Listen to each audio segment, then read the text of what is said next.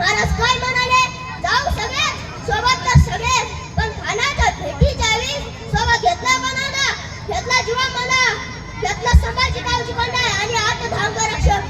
मग जीवा महाराज का, कारण तो दानपट्टा चालवण्यात पटाईत आहे. मग तोच काम अफजल खानाकडे सय्यद बंदा आहे आणि त्याच्याशी झुंजायला हवं तर लागेल फक्त आणि फक्त जीवा मला. सोबत घेतला संभाजी गावची कोंडाय आणि आठ धांग रक्षक. हत्ती सारखा सोबत घेतला संभाजी गावची कोंडाय, हत्ती सारखा पाड हाताने वाकवणारा. मग तोच का, दस्तूर खुद अफजल खान तसा आहे.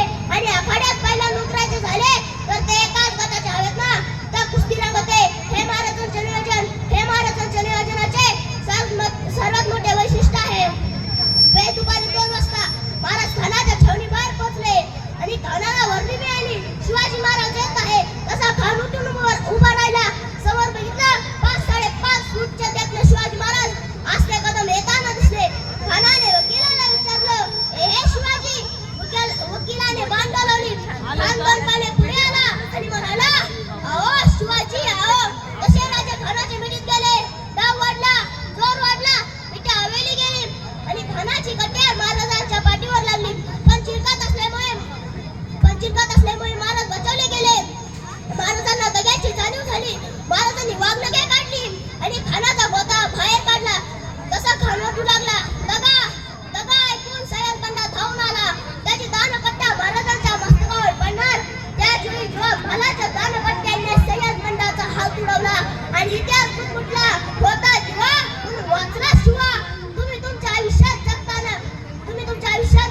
किती वर्ष जगला हे महत्वाचं नाही, तुम्ही तुमच्या आयुष्यात जगताना कसं नियोजन केलं हे फार महत्वाचं आहे.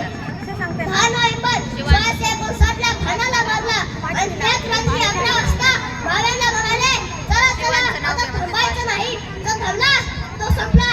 चला निघायचंय. निघाले. फरार महादेवाच्या घोषणा दिल्या.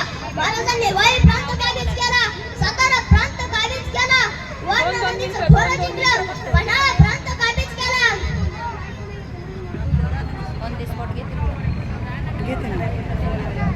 तेजस्विनी ढवळे. 10 नोव्हेंबर ते 1 डिसेंबर या 20 दिवसात माझ्या राजाने 200 किलोमीटरचा प्रवास करून 11 किल्ले जिंकले. माझ्या राजाचा 50% यश त्या नियोजनावरच होतं. आमचं नियोजन कसं आहे? आमचं नियोजन 10वी झाली की आपल्याला ऍडमिशन कसं लागायचं, आर्टला घेऊ की सायन्सला घेऊ की कॉमर्सला, याचं नियोजन नसतं. आईला घेऊ की बाबांना विचारू की मित्राला विचारू की सरांना, आईला विचारलं सायन्सला घेतला आहे मग तू पण सायन्सनेच घे. बाबांना विचारलं तर बाबा म्हणतात, माझा एक मित्र आहे कंपनीत, मी त्याला विचारतो मग तुला सांगतो. मित्राला विचारलं की मित्र म्हणतो तू कशाला घेणार आहे, मी पण त्यालाच घेतो. सरांना विचारलं तर सर म्हणतात शिक्षणाचा अलीबाजारीकरण झाला आहे, काय शिका, सगळीकडे बेकारीच आहे. हे आमचं नियोजन. शिवरायांचं नियोजन काटेकोर आहे, शिवरायांची अंमलबजावणी काटेकोर आहे. महाराज पन्हाळ्यावर पोहोचले आणि आजूबाजूच्या लोकांना कळालं शिवाजी महाराज येत आहे. ते त्यांना भेटायला येऊ लागले. त्यांच्यामध्ये शिवकाशीदास नावाचा पोर होता. तो शिवाजी महाराजांना भेटायला येऊ लागला. कारण माहित आहे का, त्या काळी शिवकाशीदासचे आवडते हिरो होते छत्रपती शिवाजी महाराज.